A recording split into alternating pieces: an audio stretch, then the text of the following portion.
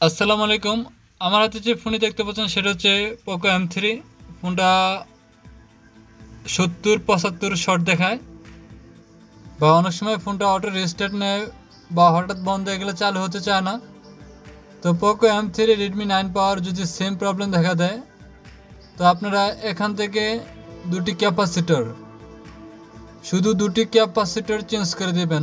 অনেক টেকনিশিয়ান ভাই আছে যে হালকা হিট দিয়ে আবার পরবর্তীতে ফিটিং দিয়ে ফোনটা চালু করে দেয়, কিছুদিন চলার পরে সেম প্রবলেম দেখা দেয়। আসলে এটা সেম প্রবলেম দেখা দেয় মূলত এই ক্যাপাসিটরের কারণে। তো আমি এই দুইটা ক্যাপাসিটর চেঞ্জ করে সোল্ডারিং করে নতুন ক্যাপাসিটর লাগিয়ে দেব, বা অন্য মাদারবোর্ড থেকে ভালো দুটো ক্যাপাসিটর লাগিয়ে দেব।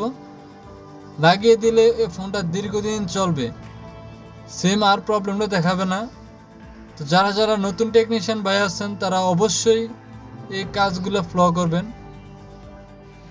আবার আমি ইদানিং কিছু কিছু কাজ পাইতেছি যে নতুন কিছু টেকনিশিয়ান ভাই রয়েছে, ওনারা ফোন হাতে পাইলে অতিরিক্ত পেস্ট দিয়ে ফোনগুলো হিট দেয়, সিপিউতে, এমএমসিতে, ইউএফএসে, পাওয়ার এসিতে স্টিলগুলো উঠিয়ে হিট দেয়। হিট দিয়ে ফোনগুলা একবারে পুরোপুরি ডেড করে ফেলে এবং ফোনগুলা চালু করা যায় না। তো আমরা যারা কাস্টমার ভাই আছেন তারা অবশ্যই সতর্ক থাকবেন যে যে ভালো কাজ করে অবশ্যই তার দিয়ে কাজ করাবেন। যে আইসি লেভেলের কাজ জানে তাকে আইসি লেভেলের কাজ করাবেন। যে আলতু ফালতু টেকনিশিয়ান ভাইদেরকে নিয়ে ফোনগুলো ডেট করবেন না।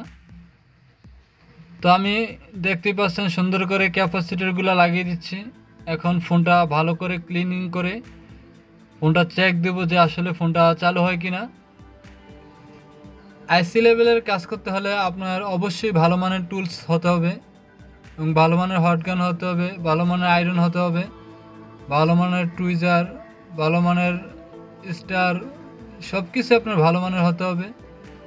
এবং আপনার কাজও ভালো হতে হবে, যে আপনি আইসি লেভেলের কাজ পারেন, তো আপনার সব কিছুই ভালো মানের হতে হবে।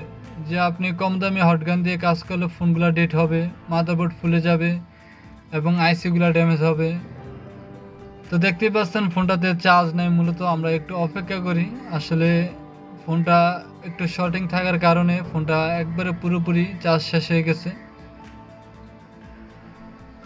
দেখতেই পাচ্ছেন চালু হচ্ছে না, মূলত ফোনটাতে চার্জ নাই, লগো বাইরে হইতেছে।